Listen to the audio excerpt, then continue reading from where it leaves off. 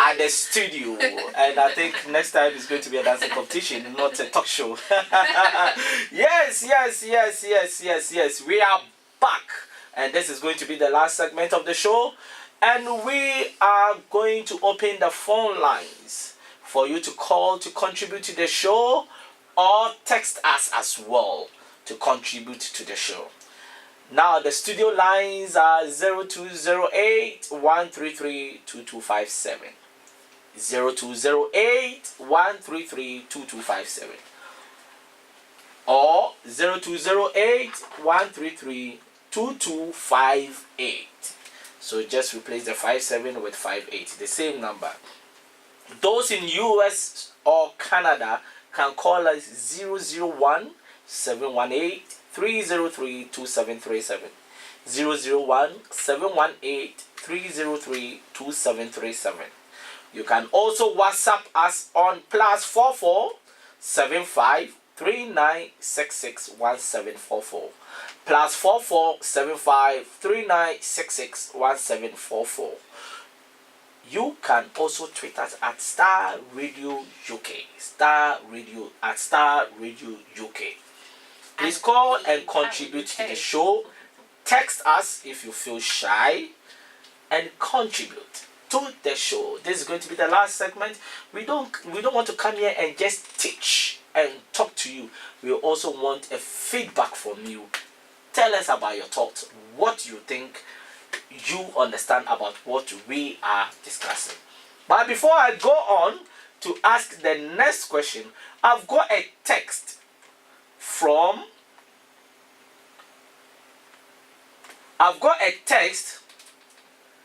somebody say I should forward the WhatsApp and phone numbers now, please. Okay, the phone number is +44 208 133 2257.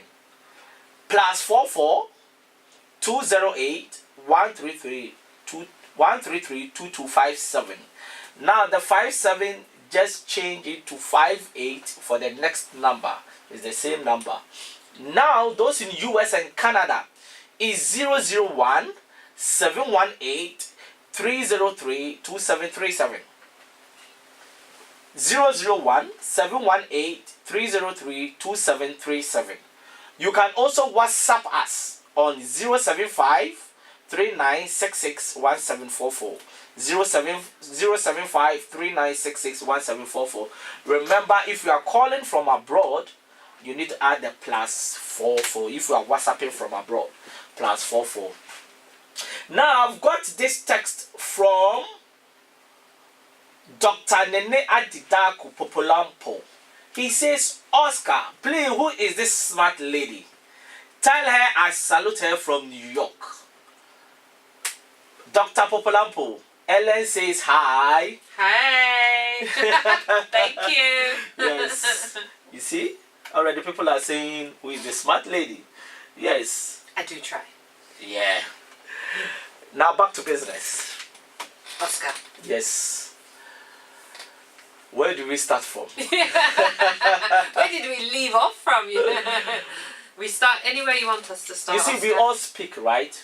In our home, we in the presence of friends. We've been speaking our whole life. And sometimes on a night out, some people are very loud.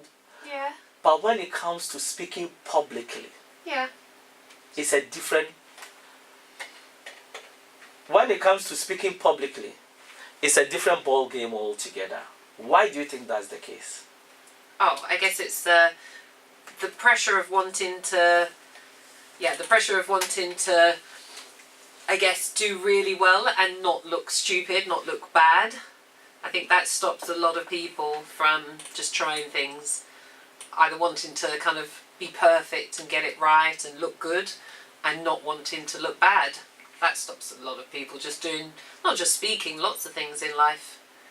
You know, they're attached to just always appearing, even like if you think about Facebook and everything, you know, most people share the happy times. They actually don't share the lots of people don't want to be vulnerable. And it's strange because that's where the juice is, when you can share when things don't go the best for you. That's where we learn. We learn in the conflict. We learn in the sadness of things, and then how do people get a victory over something. So I think it's people just think they always need to put their best foot forward, and they don't. You know, you can share when things go wrong, because that's what actually people want to hear. Maybe that's why they tune into the EastEnders and the Coronation Street, because there's a lot of things going wrong, you know, in those shows. Wow. So I actually use it as it's a strength. If you can share when, you know, sad times, things went really bad for you, because people can really relate to you, and they can go, wow, they're just like me. You don't want to be on a pedestal when you're speaking. So is it the first step to communicating publicly? Does it make you comfortable? Does it make you comfortable in terms of like sharing your story? I think that's down to the individual. But I think if you're being authentic, people can see if you're being, you know, just really true and honest. Then it's all about connection with the audience. Always connection. How do you get to connect with them so that it feels like for me when I'm speaking, I just see them as my friends. So it's like having a cup of tea with them. It's really comfortable. Does it come with experience? Yeah, well, I think I can only talk for myself, but for me it's come with experience, just getting myself out of the picture, that it is really just about them. And so because I care about people, it's easy for me to connect with people, because there's nothing between me and them. It's just how can I make a difference to you? So you want to tell me you see total strangers, sorry to say that in court, and you just move yourself to really connect to them like they are your friends? Well, I it's just my belief. I believe I'm you and you're me. We're all interconnected for our spirit, for our soul. Just because I don't know the inner workings of you, I do know who you are, because you're a human being and you go through the same things that I go through. You cry, you have sadness, you want to achieve things in life, you want to make a difference. Most people do. So for me, it's just through language that I separate myself with people. Through language I can connect myself to people by what I say about who they are for me. Like, I believe everybody has greatness in them. Everybody is phenomenal. It's just not everybody believes they are. So for sure. For me, yeah. So when I speak to people, I speak to their greatness. Okay. I don't speak to who they maybe think they are. I just speak to their greatness. And that elevates them. I think when you communicate with someone to who they really are, whether it's a spoken conscious thing, they'll feel elevated. Because you're speaking to their true essence of who they really are. Now let's look at it this way, right? There are certain things that when you are speaking, you need to take into consideration. Now, when you look at things like using the stage, eye contact, gestures, and all those things, how do you make all those work whilst you are also thinking about delivering the best speech of your life? Practice, Oscar. Practice, and then just doing it, in front of a live audience. I mean, I started my journey in Toastmasters, so I learnt in a small arena. If you don't know Toastmasters, local public speaking clubs all around. I was part of Croydon Communicators. Yeah, because some of the audience might not know about it. Local. Yeah. So I learnt in a really supportive and comfortable environment. And then for me as a speaker, I got to a certain level that it just wasn't enough for me. So I've now trained with some of the biggest speaking trainers in the world. Wow. So it's taken my level of speaking up to another level. But I think, for everybody who's growing, there's going to be a point where you're uncomfortable. I haven't spoken to 5,000 people. I haven't as yet. What's your maximum number? I haven't. Don't worry about that. But the time will come when I do or when you do, and it's going to feel not comfortable. And I never want to be comfortable, because that says I've stopped. It says we've stopped growing if we're just comfortable. Exactly. And then I'll learn even more how to command a really big stage. It just comes in time. I mean, one of my friends, George, I want to give George a shout out, Mr. Lamptey, because he has, you know, an amazing book, Letters to the Lady. So Letters to the Lady.